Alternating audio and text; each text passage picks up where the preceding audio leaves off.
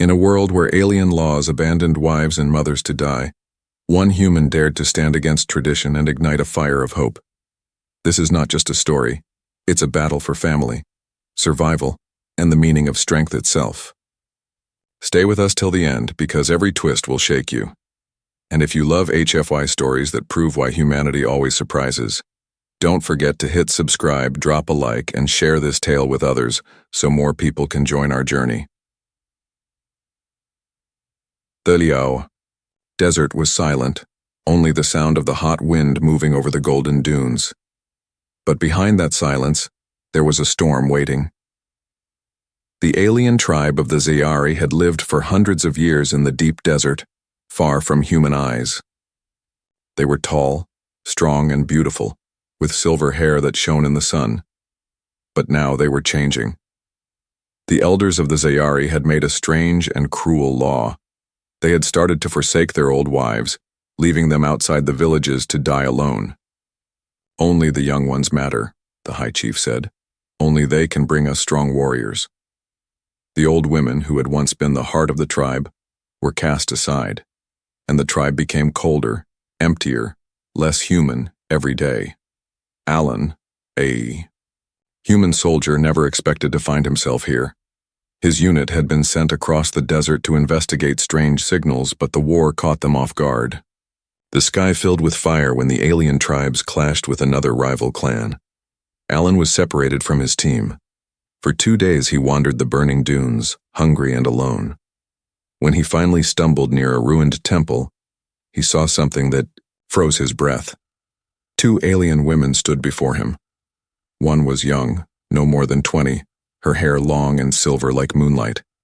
The other was older, her face lined with age but her eyes bright with wisdom. They were mother and daughter, but the tribe had already marked the mother to be forsaken.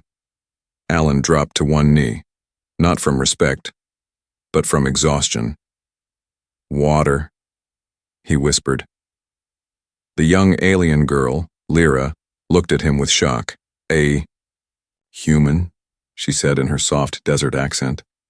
She had heard stories of humans, weak, clumsy, emotional. Yet something in her heart told her not to fear him. The older woman, Saraya, held her daughter's arm. "He is not one of us. Leave him, Lyra. The tribe will kill us both if we help him." But Lyra's eyes were fixed on Alan. His skin was burned from the sun, his lips dry, yet his eyes still shone with fire. He did not look like the weak creature her people had always mocked. He looked like someone who had survived against the desert itself. She gave him water. Alan drank slowly, his body shaking with life returning. "Thank you," he said, his voice soft but filled with sincerity. That night the desert came alive with screams. Alan woke to see fire on the horizon. The rival tribe had attacked the Zayari village. Lyra and Saraya watched from the dunes as chaos spread. The young women were taken, the older ones abandoned, left to crawl in the sand. Alan stood beside them, weak but angry. "Why don't your men protect them?" he asked. Saraya's eyes filled with shame. "Because the law has changed. To the tribe, women past their first children are useless. They do not fight for us anymore." Alan's fists tightened. He had seen war before, but this was different. This was not only war of weapons, but war of the heart. He looked at the women crying in the sand, the little children screaming for their mothers, and something inside him burned. "You think you need warriors?" Alan said, his voice steady. "But what you need is family. Without it you will die, even if you win every battle." Lyra looked at him, her silver hair catching the firelight. "Why do you care, human? You are not one of us." Alan turned his gaze on her. "Because I know what it means to lose. I won't let it happen again." For the first time in years, Saraya felt hope. This strange human, this outsider, had more heart than all the warriors of her tribe. She whispered to Lyra, "Maybe the old stories were wrong. Maybe humans are not weak. Maybe they are what we need." That night, under the red glow of fire and smoke, Alan made a choice. He would not search for his unit. Not yet. He would fight for these women, abandoned, unwanted, but still alive. He would stand against the cruelty of the Zayari laws. The desert wind carried his vow into the night. A human had entered their world, and nothing would ever be the same again. The desert was quiet after the attack, but the silence was heavy. Smoke still rose from the Zayari village, and the cries of the forsaken women carried across the dunes like broken songs. Alan stood with Lyra and Soraya, his fists clenched, his chest burning with anger. He was only one man, far from his unit, but he could not turn away. Something inside him refused to leave these women to die. He remembered battles on Earth, how soldiers had fallen and how families had cried over empty graves. War without compassion meant nothing. Lyra looked at him with eyes full of doubt. "You cannot fight them, human," she whispered. "They are warriors, trained since birth. You are alone." Alan stared into her silver gaze, his voice calm but sharp. "Alone is enough. I have fought alone before. What matters is not numbers. What matters is what you fight for." Soraya, the mother, stepped closer. She was weary, her skin marked by years under the desert sun, but her spirit had not died. "The young believe in power," she said softly. "The elders believe in tradition. But you—" She paused, looking at Alan with something close to wonder. "You believe in something we have forgotten. In heart." That night, Alan followed Soraya through the dunes. She led him to the edge of the forsaken camp. Here, old wives, mothers, and childless women were left to wait for death. Their huts were broken, their fires weak, their eyes tired. Alan could hardly breathe when he saw them. Dozens of women, abandoned by their own people, clung to life. Some sang old songs, their voices cracked. Others sat in silence, holding the sand like it was their last comfort. Children ran barefoot, their bellies thin. Alan felt his chest tighten. This was not war. This was cruelty. "Why?"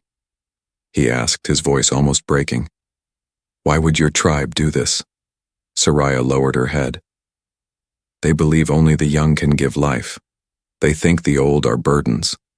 They believe in strength, of blood, not strength of spirit." Alan shook his head. "They are wrong. Without the old, there is no wisdom. Without mothers, there is no future. Without compassion, there is no tribe." Lyra stood beside him, watching the forsaken. For the first time, doubt filled her heart about her people's laws. She whispered, Maybe you are right, human.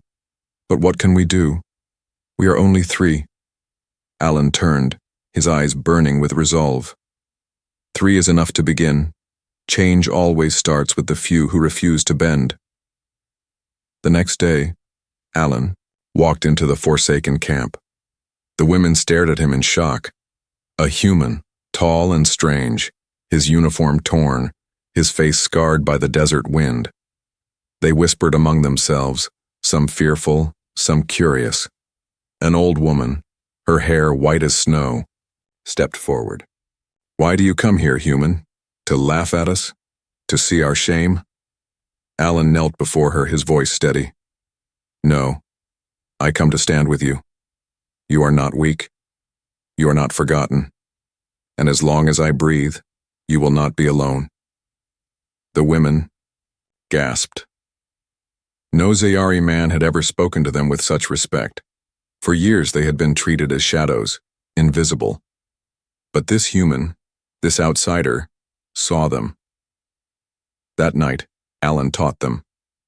He showed them how to build stronger fires with little wood, how to purify water from the sand, how to make simple weapons from broken metal and stone. The women listened, their spirits rising with each word.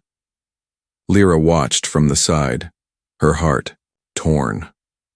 She had always believed the strength of her tribe was in its warriors, but now she saw another kind of strength, the strength of survival, of unity, of compassion. And it came not from her people, but from the human. Days passed. The forsaken camp began to change. The women stood taller, their fires burned brighter, their songs grew louder. Alan worked beside them, never resting, always guiding. But word traveled fast. Soon the Zayari elders heard whispers of a human leading the Forsaken. They called it blasphemy, a threat to the order. Warriors were sent to watch, to test the truth. One evening, as the sun fell behind the dunes, shadows moved. On the horizon, armed figures approached, their silver hair shining in the dying light. Lyra's eyes widened. "The warriors are coming," she whispered. Alan stood in front of the camp, his hand gripping a crude spear he had shaped himself. His voice was calm but filled with fire. "Let them come. If they want to strike down the old and the weak, they will have to pass through me first." The women gathered behind him, their voices trembling but united. For the first time in years, they felt protected. And in that moment, under the burning red sky, a new war began. Not a war of swords, but a war of spirit. Alan had made his vow, and the desert itself seemed to hold its breath, waiting for what would come next. The desert wind howled like a warning, carrying with it the sound of boots pressing into sand. Shadows stretched long across the dunes as the Zayari warriors came closer, their armor made from desert iron, their blades catching the last light of the sun. They walked like hunters certain of their prey. Alan stood tall in front of the Forsaken camp. He gripped the spear he had carved from a broken support beam. It was crude, nothing compared to the polished weapons of the Zayari, but it was steady in his hand. His eyes burned with the kind of fire that no weapon could break. Behind him, Soraya whispered to the women, "Stay together. Do not show fear." But fear was everywhere. The Forsaken women had lived years in silence, taught that they were weak, that they were useless. Now, for the first time, someone stood between them and the warriors. That someone was not even of their kind. It was a human. Lyra stood near her mother, her silver hair flowing in the wind. Her heart raced. She had never seen a human fight. She had never seen anyone so willing to stand against her people's warriors. The leader of the warriors stepped forward. His name was Kale, a man built like stone, his voice sharp like a blade. He looked at Alan with disgust. "A human," Kale spat. "So it is true. You play protector of our trash. You dare stand between Zayari warriors and the law of our people?" Alan's voice was calm, but each word carried weight. "Your law is not justice, your law is death. And if you want to bring death to them," he pointed to the women, "you will have to go through me." The warriors laughed, their voices harsh in the desert air. To them, this human was a joke. Alone, tired, holding a stick against trained fighters. But Kale's smile faded when he looked closer. Alan's eyes did not shake. His stance did not break. There was something there the Zayari had forgotten. Resolve. "Very well," Kale said coldly. "Then you will be the first to fall." Rushed forward, blade raised high. The women gasped. Lyra's breath caught in her throat. But Alan did not step back. He shifted his stance, waited, and at the last moment, thrust his spear forward. The crude weapon struck Kale's chest plate, not piercing but pushing him off balance. Sand sprayed as the warrior stumbled. Alan followed with a strike to the knee, forcing Kale down. The desert echoed with the sound of gasps, from women and warriors alike. A human had just forced a Zayari warrior to kneel. Kale roared, fury burning, his face. He swung his blade wildly, but Alan rolled aside, using the sand as cover. He had no armor, no shield, but he had something the warriors lacked, experience in surviving with nothing. The fight grew fierce. Kale's blade slashed the air, Alan's spear struck again and again. The other warriors watched in shock. To them, this was unthinkable. A human was not supposed to fight like this. A human was supposed to break. But Alan did not break. Finally, Kale's blade cut the shaft of the spear in half. Alan fell back, his weapon ruined. The women screamed. Kale raised his sword for the final strike, but Alan did not freeze. He grabbed a fistful of burning sand and threw it into Kale's eyes. The warrior roared in pain, blinded. Alan surged forward, striking Kale's face with the broken spear until the great fighter fell to the ground. Silence fell over the desert.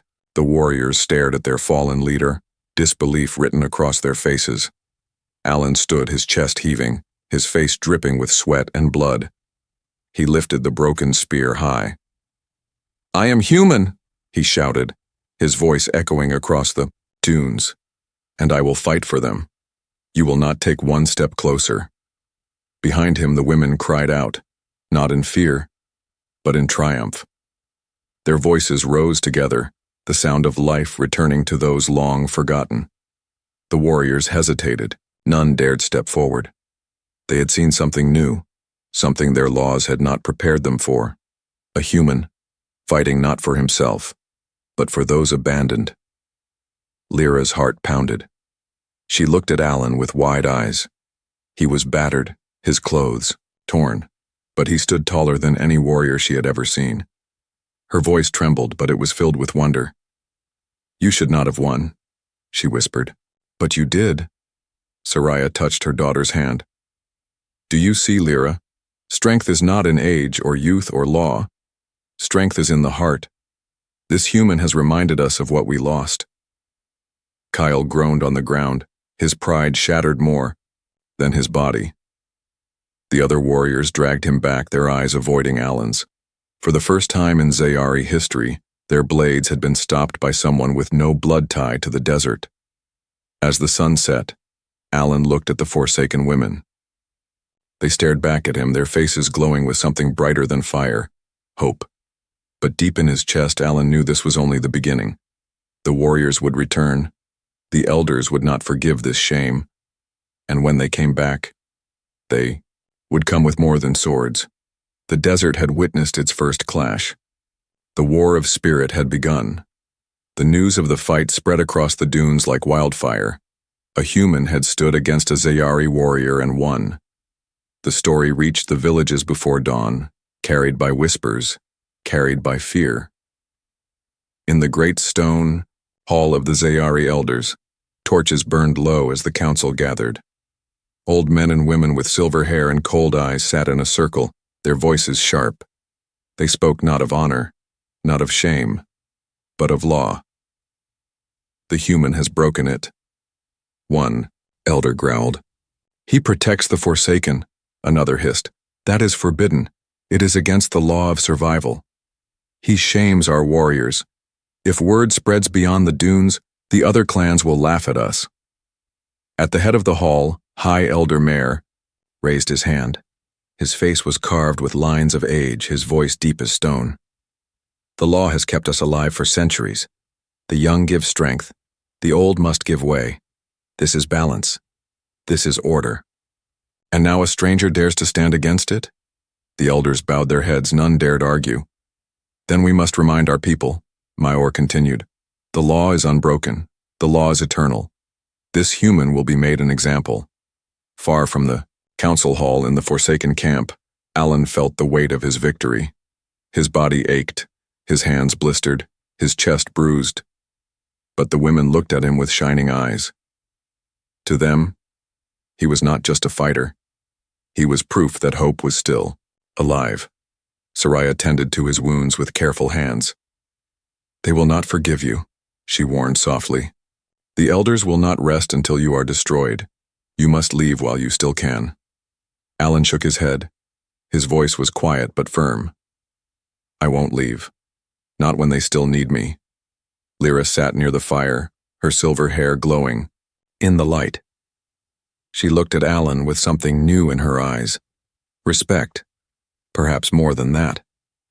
"Why do you fight for us?" she asked. "You owe us nothing. You are not even of our kind." Alan's gaze drifted across the women gathered in the shadows, their faces scarred by years of rejection. He remembered soldiers left behind, children who never saw their fathers again, wives who waited by empty doors. He spoke with the weight of those memories. Because no one should be left to die forgotten. Not here. Not anywhere. The camp fell silent. His words cut deeper than any blade. The next morning, a messenger arrived. A young warrior, sent by the elders, rode a beast of the desert and carried a scroll sealed with iron. He read it aloud with a booming voice so all could hear. By order of the High Elder Mayor, the human intruder is declared guilty of breaking the law. He has protected the forsaken, who are condemned by the order of life. He has struck a warrior of the tribe. His blood is forfeit. Any who shelter him are traitors." The words fell heavy. The forsaken women trembled. For years, they had lived unseen. Now, for the first time, the law had turned its full weight upon them. Alan took the scroll from the messenger's hand and ripped it in two. The sound echoed across the dunes. "Your law is broken," he said coldly, "and I will not bow to it." The messenger fled, fear in his eyes. He had seen something in the human's face that no scroll could erase. That night, tension filled the camp. Fires burned low, voices whispered in the dark. The forsaken women asked questions they had never dared speak before. What if the law is wrong? What if age is not weakness? What if family matters more than strength? Soraya answered them with a steady voice. "The human has shown us what we forgot. We are not worthless, we are not shadows. We are still Zayari." Lyra sat beside Alan, her heart torn between fear and fire. "You don't understand," she whispered. "The law is not just rules. It is in our blood. To defy it is death. The tribe will not stop. They will come with more warriors. They will come with chains." Alan looked into her silver eyes, his voice steady. "Then let them come. Laws are not eternal. They break when people choose to stand. Tonight, you have a choice. Stay silent and die forgotten, or stand with me." For the first time in generations, the forsaken women raised their voices together. Their cries rose into the desert sky, not of despair, but of defiance.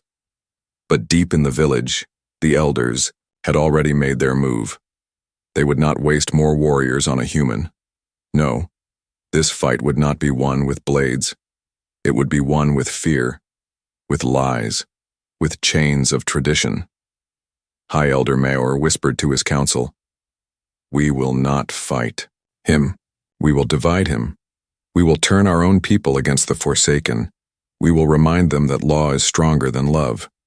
And when the people themselves cry for his blood, then the human will fall." The desert wind carried those words into the night.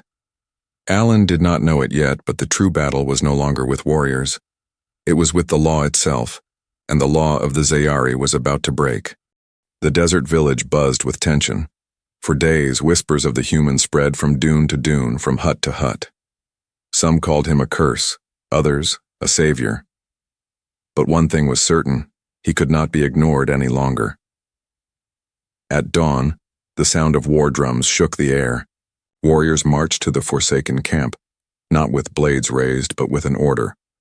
Alan was to be brought before the Council of Elders.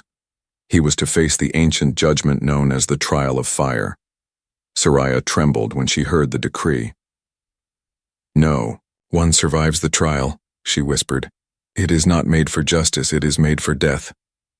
But Alan only tightened the cloth around his bruised hands. His voice was steady. "Then let them try. I've faced fire before." Lyra's silver eyes glistened. "You don't understand, human. The trial is no battle. It is a trap. They will twist the law to crush you." Alan gave her a tired smile. "Then I'll break more than their law. I'll break their fear." The trial ground lay at the center of the Zayari village, a massive circle of stone, scorched black from centuries of judgment. Torches burned along the edges, flames snapping. In the wind, thousands gathered, warriors, children, young brides, old men. For the first time in generations, even the forsaken had been dragged to witness. The elders sat high upon their thrones, their silver hair lit by the firelight. At the center stood High Elder Mayor, his voice heavy with authority. "People of the Zayari," Mayor thundered. "Tonight the law is tested. This human has broken it. He has sheltered the forsaken. He has shamed our warriors. He has dared to question the order of life itself, and so by tradition he will face the trial of fire. If he survives, the spirits have judged him worthy. If he fails, his ashes will remind us all. Laws cannot be broken." The crowd roared. Some cheered for his death, Others whispered in fear. Alan was led into the circle. He wore no armor, he carried no weapon. Only his scarred hands and the fire in his eyes. The trial began. The first test was the walk of flame. 2 great walls of fire erupted on either side of him, closing in with searing heat. Alan stepped forward. The crowd expected him to falter, to scream, to fall. But he gritted his teeth and kept moving. His skin burned, his breath came heavy, but his steps never slowed. On the other side, the women gasped. Lyra's hands clenched at her chest, her eyes wide with fear and awe. "He does not yield," she whispered. Soraya's voice shook. "He walks as if the fire belongs to him." Alan emerged, his clothes scorched, his arms blistered, but he stood tall. The crowd fell silent. For the first time, doubt flickered in their eyes. The second test was the trial of blades. Warriors surrounded him, each with a knife dipped in, desert poison. Their task was simple: to draw blood. One cut would end him. Alan's body screamed in pain, but his mind was sharper than the blades. He moved with precision, dodging, deflecting with bare hands, using the warrior's own momentum against them. He was cut once across the shoulder, but he did not fall. He struck back with fists like stone, dropping one warrior after another into the sand. When the last blade fell, Alan stood in the center, blood running down his arm, but his eyes fierce. "Is this your justice?" he shouted to the elders. "To send sons against one man while your women starve? To hide behind laws while your people break?" The crowd erupted, not with cheers, not with silence, but with cries of confusion. For the first time, the law sounded hollow. The final test was the fire pit. A circle of flame was lit around Alan, closing in tighter and tighter. The law said he must remain inside until the last spark burned out. None had ever endured. The flames licked at his feet. Smoke filled his lungs. His body trembled on the edge of collapse. Lyra's heart shattered as she watched. She wanted to run to him, to break the circle, but warriors held her back. "Stand, human," Soraya cried out. "Show them what strength truly is." Alan closed his eyes. He remembered the cries of the forsaken. He remembered the abandoned mothers. He remembered his own fallen brothers. His voice roared into the fire. "I fight not for law. I fight for life." And with a final surge of strength, he stomped through the fire itself, bursting out of the circle. Flames clung to his clothes. Smoke swirled around him. But he lived. He stood before the elders, a figure of ash and fire, unbroken. The crowd gasped. Some fell to their knees. Mayor rose from his throne, his face pale with fury. "This is trickery. The spirits cannot choose a human. He is no judge of law." But before his words could echo, a voice rose from the crowd. It was an old forsaken woman, her hair white as bone. She stepped forward, her voice strong. "No, elder. He has shown us more law than you ever did. He remembers what you forgot, that family is strength, not weakness." One by one, voices joined hers. Women, children, even some young warriors. The chant grew louder, a wave crashing against the council's throne. "Family is strength. Family is strength." Alan stood in the flames of their cry, his body broken, but his spirit brighter than fire. The elders had wanted to break him. Instead, he had broken the law. The night after the trial of fire was unlike any the Zayari had seen in centuries. The air still smelled of smoke, but the silence of fear had cracked. Whispers moved through the village like sparks across dry grass. A human had walked through fire and lived. A human had defied the law, and the people had cheered. High Elder Mayor sat in his stone hall, his hands trembling. Never before had the authority of the elders been so shaken. "He has poisoned them," Mayor hissed. "This human makes them forget who they are. If we do not act, our power will crumble." But even as he spoke, warriors in the shadows began to question. Children asked their fathers why the forsaken were abandoned. Mothers wept, realizing the law that had taken their mothers might one day take them too. The chain of tradition had cracked. In the forsaken camp, Alan sat with Soraya and Lyra. His body was wrapped in cloth, his burns raw, his muscles weak. But His spirit burned brighter than ever. Soraya placed a hand on his shoulder. "You should rest, human. You have done more than enough." Alan shook his head. "Not yet. It's not enough to win a fight. The law itself must change, or nothing will." Lyra's eyes softened as she looked at him. For weeks she had seen his strength, his fire, his heart. Now, in the glow of dawn, she saw something else. Hope. "But how?" she whispered. "The elders will never give up their power."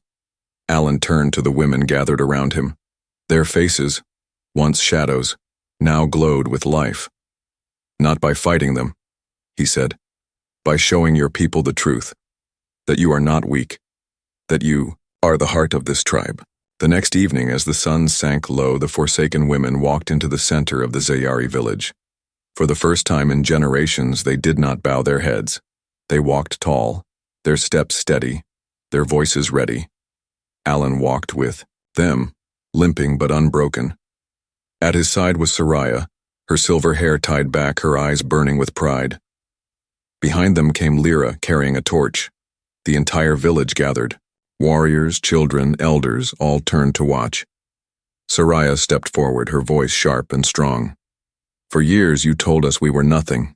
You cast us aside. You said we were too old, too weak, too barren. But look at us now.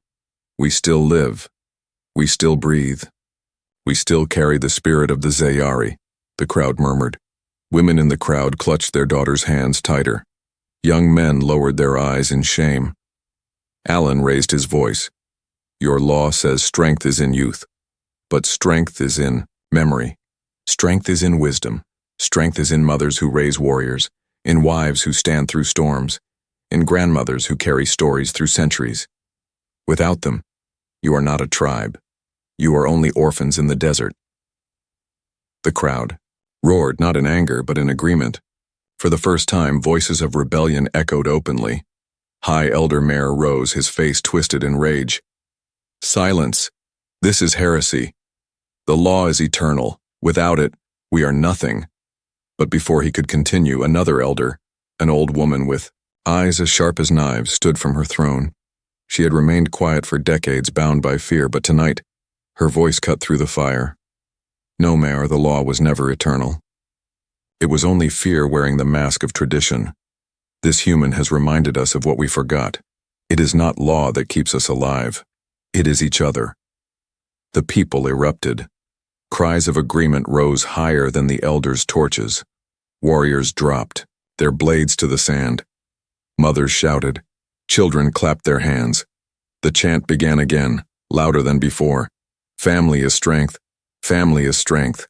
The council crumbled that night. Mayor fled into the dunes, his power broken. The elders, who clung to fear, were cast aside. For the first time in centuries, the Forsaken were welcomed back into the heart of the tribe. Alan stood with Soraya and Lyra as the people embraced them. Tears streaked the faces of women once abandoned. Warriors bowed their heads in respect. The law had been broken, and something new was born. But the true twist came days later. In the camp, one of the Forsaken women, thought barren for years, came to Alan and Soraya with trembling hands. She carried a child, newborn, weak but breathing. "It should not be possible," she whispered, tears streaming down her cheeks. "The healer said my womb was dead, but the fire, the night of the trial, life returned." Gasps spread through the crowd. For the Zayari, this was more than a child. It was a sign, a miracle, proof that hope was stronger than law. Alan looked at the infant, his throat tight. The baby's tiny hand gripped his burned finger, and he whispered, "This is the new dawn." Lyra stood beside him, her silver hair glowing in the light. Her voice was soft but carried to all who listened. "We thought a human would weaken us, but instead, he gave us back our strength." And so, the Zayari changed. The Forsaken were no longer outcasts. They became the heart of the tribe again. Mothers, daughters, elders, all woven back into the fabric of life. And at the center of it all stood a human, scarred by fire, but unbroken. The desert had tried to bury him. The law had tried to crush him, but Alan's spirit had turned ashes into flame, a flame that would burn for generations.